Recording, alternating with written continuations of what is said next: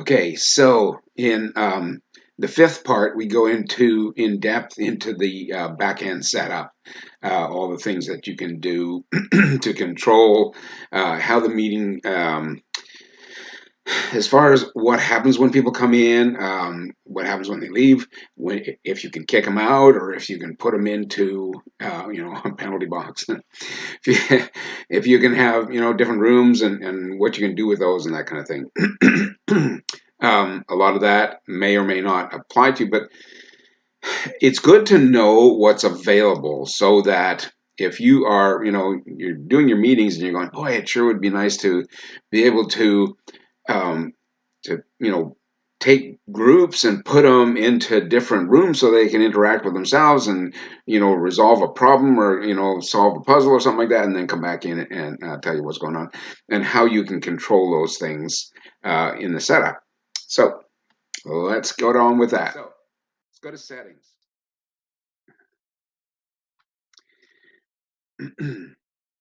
So this is your meeting settings. So scheduling a meeting, in a meeting basic, in a meeting advanced, email notifications, and others. So the host meeting, now this is your standard setup that Zoom is going to use unless you make changes when you schedule your meeting, okay?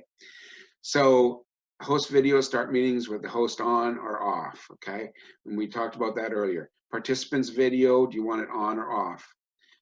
Audio type, uh, if it's a phone conference, you might want to just use phone. Um, if you know no one's going to be calling in on their phone, and nowadays you can't tell. Well, there is a difference in the recipients or the users view and their controls if they're on the phone, but they may be driving back from work, they may be off at some event, or sharing a drink with a friend and be watching your video on their phone. So I pretty much always leave it in phone and computer. I don't know why you would want to change that. Anyway, do you want to let them join before the host? And we discussed that earlier. If it's a regular meeting, everybody knows each other, you can let them join and discuss amongst yourselves before the host shows up. Personal meeting ID, again, there would be times, I suppose, if you were in a corporate environment where you might want to use that. Or you might want to, again, like I say, if you have a personal assistant, which I am reaching out to right now, and I'm touching my personal assistant. You could have her or him or that wonderful person set up the meeting for you using your ID.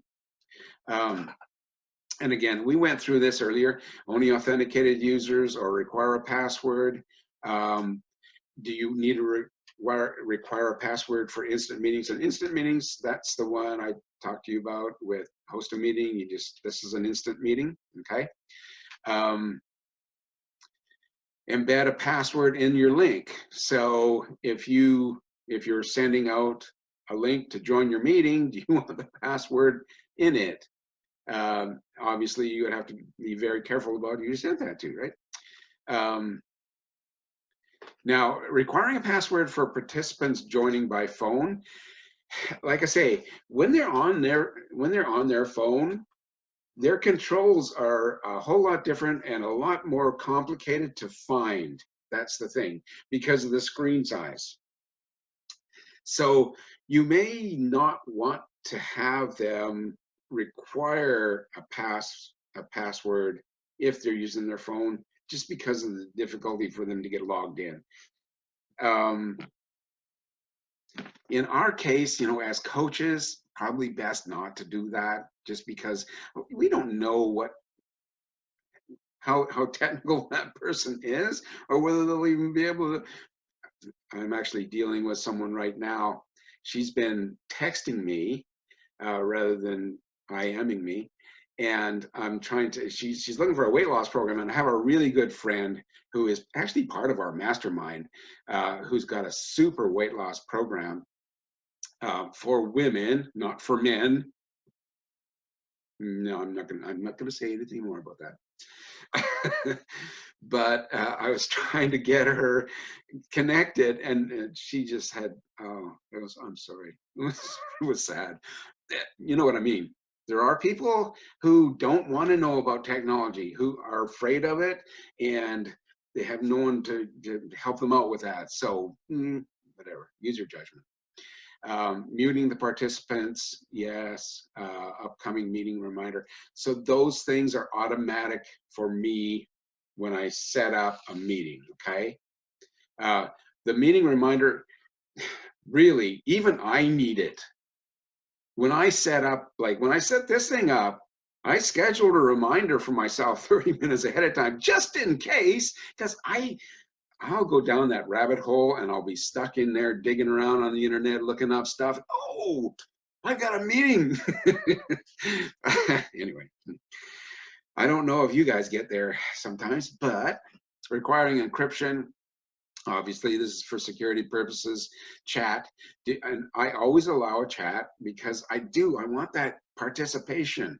Um, and do you want to prevent the participants from saving the chat? That's actually not a bad idea. And here's the thing, there may be things that people post in the chat that they don't necessarily want you going home and sharing with other people. You know, you just never know what people will be chatting about or what they'll be saying. And you know, there's a few legal ramifications there. If they didn't know that it was going to be recordable by other participants, yeah, might run yourself into a problem. It's best to prevent them from saving a chat, and then you can repost and give them a link, you know, and just say, hey, you know, the chat is going to be available, whatever. Private chat, you can allow private chats. So if there are like today, there would have been, had it functioned properly, probably 20 people watching that, and they'd be chatting amongst themselves. Do you want them to be able to chat individually? Like, do I want Sue to be able to chat with Laura, or do I want, okay, you get the idea. If you leave that off, then it's just a common room chat. And the thing about common room chat, of course, is it zips by when there's a whole bunch of people using the chat. Uh, and that's why I need my lovely assistant to monitor the chat, because I don't have time to watch all the comments that go through. But one-on-one chats, use your discretion. Auto-saving chats, do I want to save the chat with every recording? Okay, so this option has been changed to prevent participants from saving the chat. Oh, okay, all right, because I changed this, it's changed that. So probably now cannot, yeah. Yeah, I can't auto-save the chat because I didn't want participants to be able to save the chat. So I'll have to give that some thought to see whether I want to do that. Play a sound when participants join or leave. You might want that just to kind of give you an indication. Sometimes what happens is you'll be doing a workshop or a webinar, and people will lose interest and they'll drop out. That bing might distract you. And especially if there's like several of them going off at once, because all of a sudden you've gotten boring. Or you've lost the crowd and they're going, oh, I'm out of here. But if it's, you know, if it's a corporate meeting, you might want to know if, you know, some of the participants are leaving, and alert you to who left and who's coming back in, or especially to who's coming in, because you might be talking about the person who's coming in. I'm just saying. Just a question. Yeah. What will the participants be able to hear if people are joining and leaving? They'll hear the bing. Yeah, I Okay. think so. Yeah, because it'll be an audio sound. Yeah, thank you for raising that question. Will the audience be able to hear the bing?